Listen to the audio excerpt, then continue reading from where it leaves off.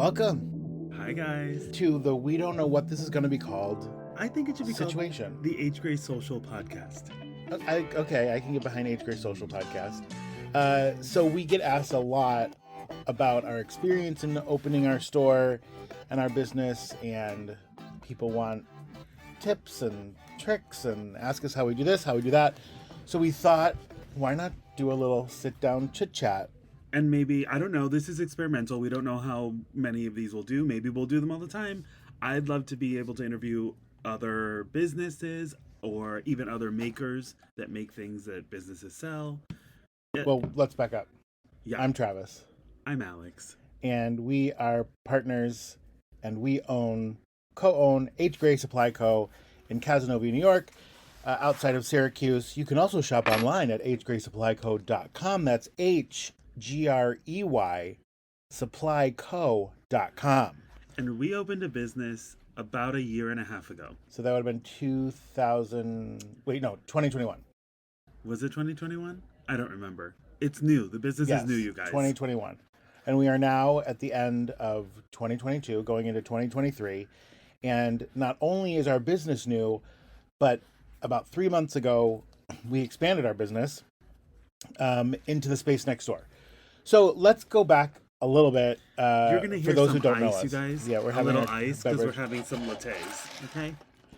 So let's back up a little bit, because for people who don't know us, they're probably like, Who are these idiots? exactly.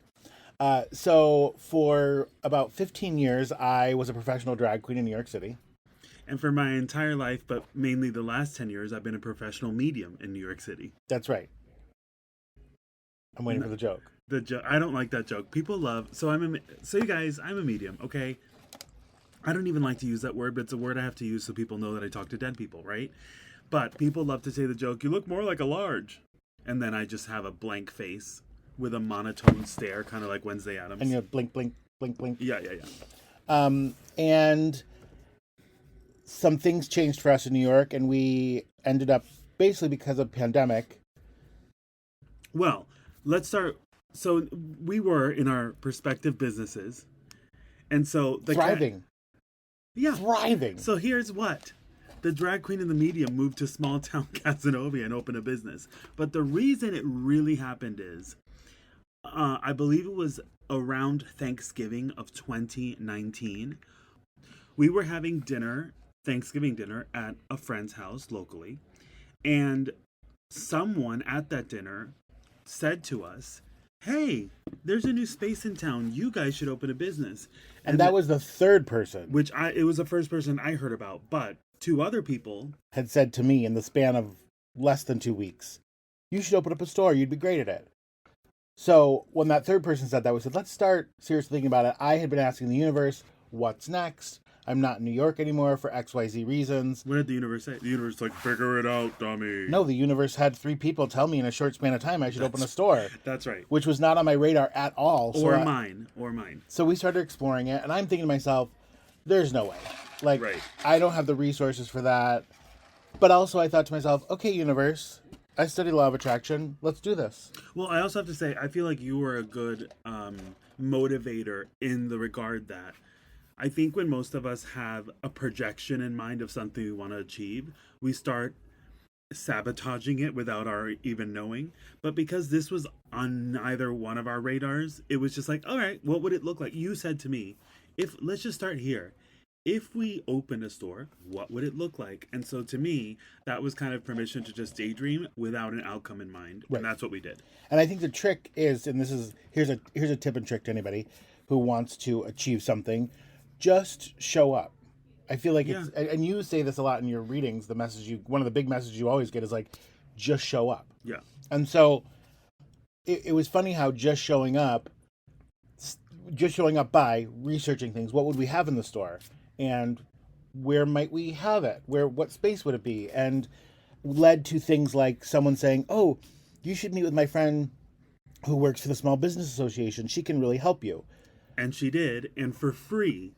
Yes, and I don't know if all small business associations are like a free service, but ours was. So I definitely recommend reaching out to the Small Business Association in your area if you are looking for support in in opening a business. And I have to say, you guys, literally all along the way, all we have done is shown up, and other people show up and just, hey, you need this? I do this. I know so-and-so who does that. And it just kind of, there's been lots of downs and ups. But for the most part, we've been on a journey, on a path that's consistent moving forward just by showing up to do so. That's correct. Yeah. So we met with the Small Business Association.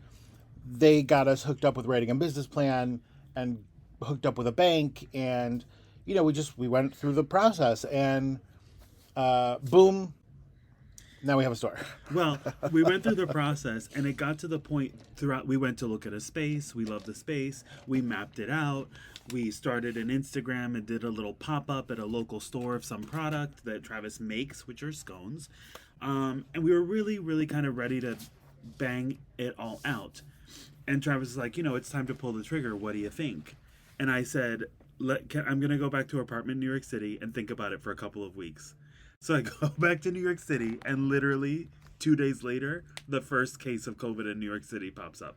And things were like really unknown and shutting down. And so I came back up, and we had a year to think about it, not 2 weeks to think about it. Right. And in that year, we lost isn't the right word, but lost out on the original space we were looking at. And which really upset you. You were like, the whole plan is based on the space. That's it. I don't want to do it anymore. I had literally mapped out. Well, I have to back up. Literally figuring out when we were playing during the play dreaming phase, we were like, what would we sell? And lo and behold, it's funny how the universe works also in that we're always preparing for things we don't even realize are ahead of us. Like, my personal Instagram was literally just me following Madonna, Juliette Lewis, and a curation, and other celebrities, and a curation of just products that I loved. Because I would just follow the maker. I was interested in how they made it, how they were doing. And so, in a way, I had already been curating everything that we carried in the store in the first year without me even knowing I was opening a store. So, because of that, I already had ideas. We were going to have sections. We want a little bit of everything, which I think we do have in our store. We have clothing, accessories. Well, our original concept, and I think without having said it at the time, was like a boutique department store. Right. So multiple categories to shop from in one spot.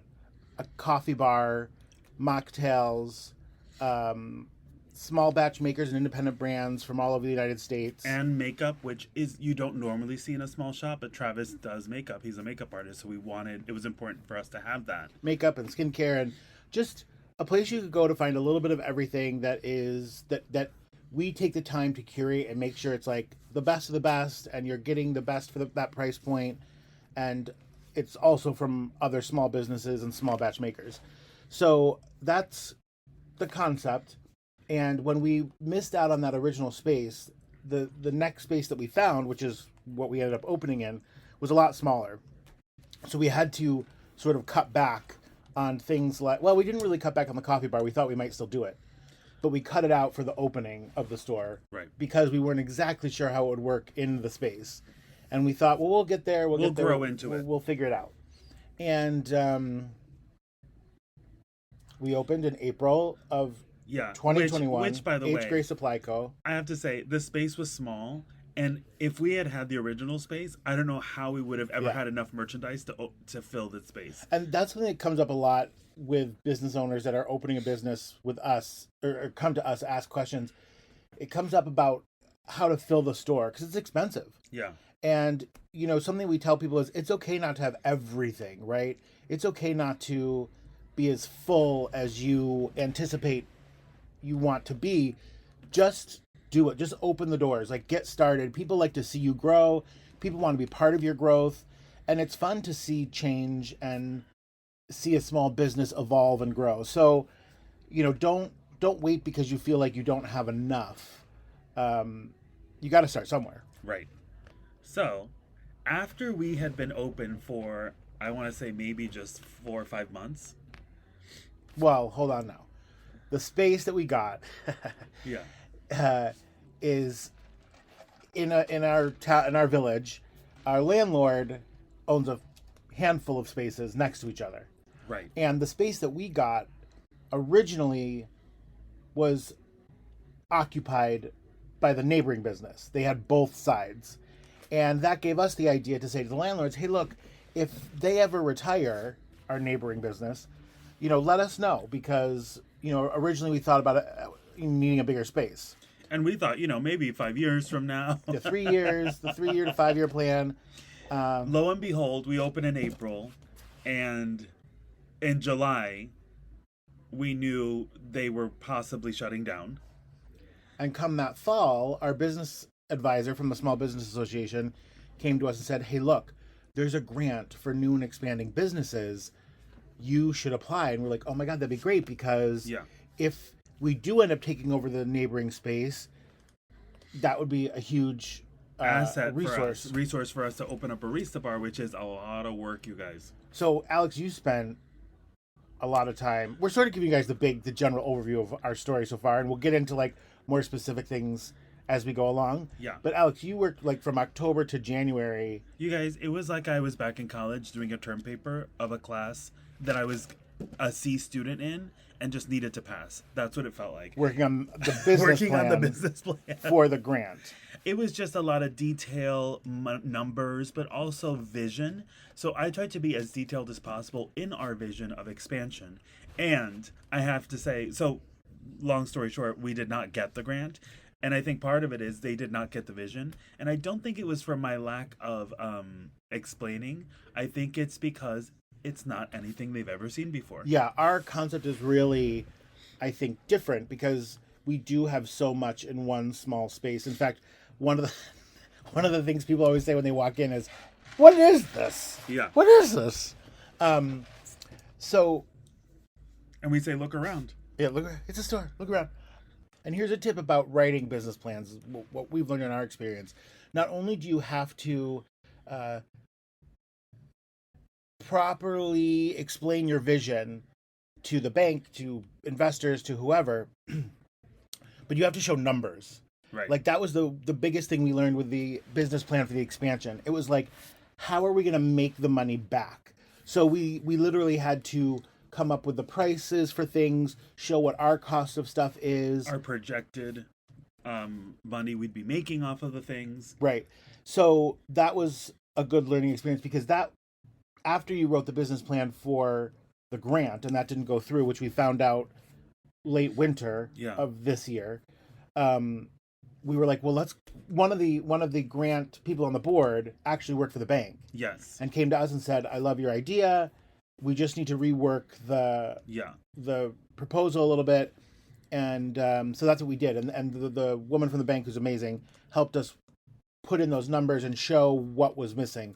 So numbers and vision and how you're going to make your money back were the big things that we now know need to go in those business plans. Yes. We set sail. We took over the next door space, I believe was it May? We took over it in May. Our landlord even gave us a month free. That's another tip I like to tell people is, landlords want you to be successful, because if you're not successful, they're not going to have a tenant. So it's not unheard of, from my understanding and in my experience, to ask your landlord for a month's rent so that you can get set up and get the doors open and be making money to be able to pay the rent. And our landlords are great. Another podcast will tell the story of our original landlord and our now landlord, because I think that's a special story. But our landlords are great. We work with them. They're very workable. They're friendly. We love talking to them. But so we got into this space, and then the one thing we learned, everything's a learning curve here, you guys, is it was much easier to open H. Gray Supply Co. because all the money that we had went into product that then sold. And maybe we should tell our listeners who don't know. So H. Gray Supply Co., we have clothing, we have gifts, skincare, makeup, jewelry, some kids stuff, clothing that we design ourselves, greeting cards that we design ourselves, notebooks we design. So a little bit of everything. In the expansion, our idea was to add the coffee bar that was missing with the mocktail menu, a little sitting area, more pantry, because we did have pantry items, but expand the pantry items. And by expand the pantry items, we meant going deeper into not just shelf stable, but also cheeses, so you can make your own cheese boards. And we have a cheese fridge with at least 20 to 25 cheeses at one time, and a freezer for ice cream, specifically Jenny's ice cream. Hello. Because it's the best ice cream we've ever had. It's so good. Yeah. So that is the expansion that we call H Gray Social, because of pandemic and wanting to get people to come out. And, you know, our mission statement is inclusion, community, diversity. And we really felt we were missing a little bit of the part of community while we put events together outside of the store, like Pride, Cazenovia Pride we created, and other things that we participate in. We wanted social, we wanted community in our space. Well, what we wanted it to be kind of like a hangout space, so it's not just a store, but also just a spot where you want to go and catch up with a friend and have a cup of coffee at any time of day. Because at the time we were thinking of the coffee bar, you couldn't get a coffee past 2:30, and I want a latte at 4. So if you don't know Cazenovia, it's under 3,000 people, the population. Yeah. So it's very tiny, and the only spots to get coffee close before 3:00. Right. And we were like, hello, it's the 3:00 slump. I need that coffee. And at the time of us planning, there was only one. A new one has since opened. But there was only one. They're not open every day. They weren't open till 2:30. Now everyone's hours have changed. They won't open past 2:30. Yeah, they're all open past 2:30. But we had our original concept, and we had an expansion within that concept of not just serving coffee, but also serving frozen drinks and mocktails. So we really wanted to make it an experience and a hangout spot, and create a little seating area, which is so great. Before we were even open, people were peeking in the door as deliveries were being made, and we put our couch out, and someone walked by and said, "Oh my God, it's like the Friends couch." Mm-hmm. So it doesn't really look like a Friends couch, but I love that it gives the energy and vibe of Central Park. It sure does. So we got the space in May. Yeah. And I thought, just like H Gray Social, we could do this. Supply Co. Just like H Gray Supply Co., our original space, the original side, we can have this open in 4 to 6 weeks. Right. And we could. It's possible. But something else we experienced, working with, the floor guy to have the floors done, and painting to have the place painted, and, getting fixtures in and deliveries and stuff. And one guy can't do one thing until the other guy does the other thing first, and it was like a big puzzle. Yeah. And getting a plumber took forever, which I didn't realize. I thought it would be easy. Well, we actually had a plumber lined up, but the floor guy took so long that the plumber we had no longer had time. So, what we thought would take 4 to 6 weeks took 3 months, and that was a bummer because it went through our busy season, which is summer. But we're like, okay, this is all right. And I do think the universe literally, we say literally a lot on this podcast, the universe literally pans it out the way it's supposed to be, because I do think that although I grew up working in the restaurant business, and you worked in the restaurants your whole life, while social is not a restaurant, it has elements of things like needing permits for this and that, right? And which we have both had experience in, and customer service in a different way than just retail. Right. So it did give us. I'm glad we didn't open in the busy season. Right. Because it's gotten us to get our team on the same page and everything in place that needs to be in place, and to do it right. It was actually 110% properly. Timing. Yeah. Yeah. And now during the holiday season, when it is busy, our team is totally at 100. We're ready. We're handling it. We're tackling it. So it worked out.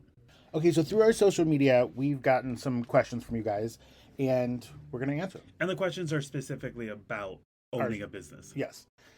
So the first one from Serpentine Fire 11, what's the best way you start your retail day besides coffee?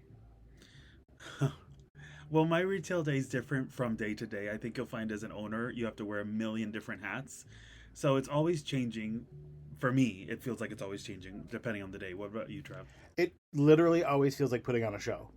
Like, I mean, that's what I did all my life as a performer, but so, and that's what it feels like. It feels like I'm getting ready I'm going to the show. We're putting on a show. We've prepared as much as we can. I like to start my day with, it's going to be a great day. It's going to be a great day. And we go in and start the day. I start my day with coffee and then, oh God, what do I got to do? Yes, literally. We're fortunate enough now here to have the espresso bar that we can make our own coffee. Yes. And then I sit down and I open my laptop. Okay, where did I leave off? Today's mission after this is ordering cheese for the week. And we have a meeting. Yes, and we have a meeting. Okay, how do you respond to haters and criticism? It depends on how the hate is, but generally how I respond is, who gives an F? This one's hard for me. Yeah. Because I think we get a lot more love than we get hate. Yeah.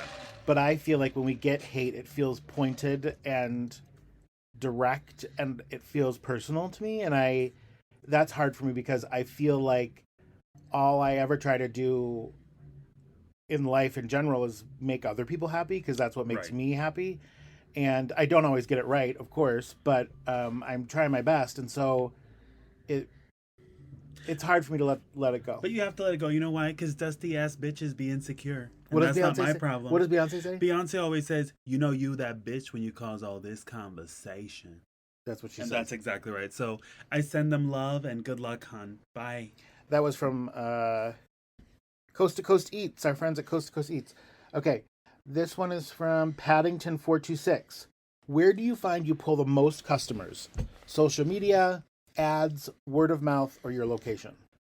Okay, so I have an answer that's none of those suggestions, and I think it is not only through the curation of the specific unique items we have in the store, but the vibe and energy we create in the store that makes people want to come to it. I think from working in restaurants for so long, I could have worked at the restaurant that had the best food possible, but if the ambiance was shit, no one wanted to come there. So I think it's really important to create an authentically you vibe. Yeah. And I think that makes people come back. What do you think, Trev? I